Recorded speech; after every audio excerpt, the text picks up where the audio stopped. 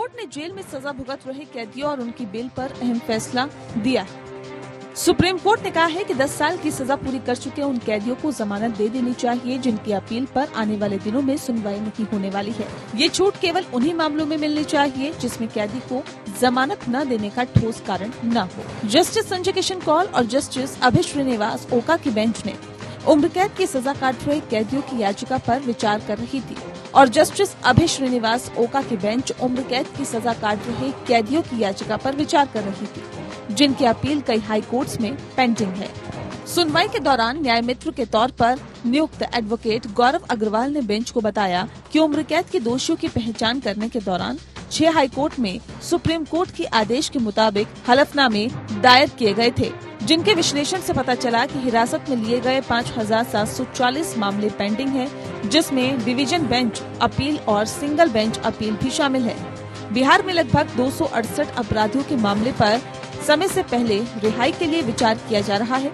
इसी तरह की कवायद ओडिशा और इलाहाबाद हाई कोर्ट में भी की गई थी, जिसमें 385 दोषियों जिन्हें 14 साल से ज्यादा समय तक हिरासत में रखा गया था, उनकी अपीलें पेंडिंग है। कोर्ट ने कहा कि जो दोषी 10 साल से ज्यादा सजा काट चुके हैं, तो ऐसी स्थिति में जमानत देने से इनकार करने का कोई ठोस कारण मौजूद न हो तो उन्हें जमानत दी जाए। साथ में उन मामलों की पहचान जहां दोषियों ने 14 साल की सजा पूरी कर ली है, तब एक निश्चित समय से पहले रिहाई पर विचार करने के लिए सरकार को मामला भेजा जा सकता है, भले ही अपील लंबित हो या नहीं। हालांकि बेंच को बताया गया था कि प्ली बार्गेनिंग, अपराधों की कंपाउंडिंग और अपराधियों की परिवीक्षा प्री ट्रायल प्रावधान है जिन्हें प्रभावी ढंग से लागू करने की आवश्यकता है।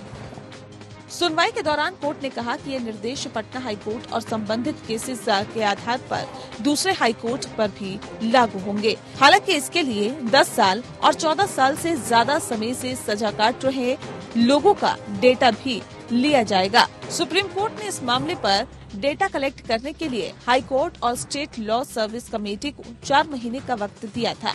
अब इसकी अगली सुनवाई जनवरी 2023 के आखिरी हफ्ते में होगी। Bureau report.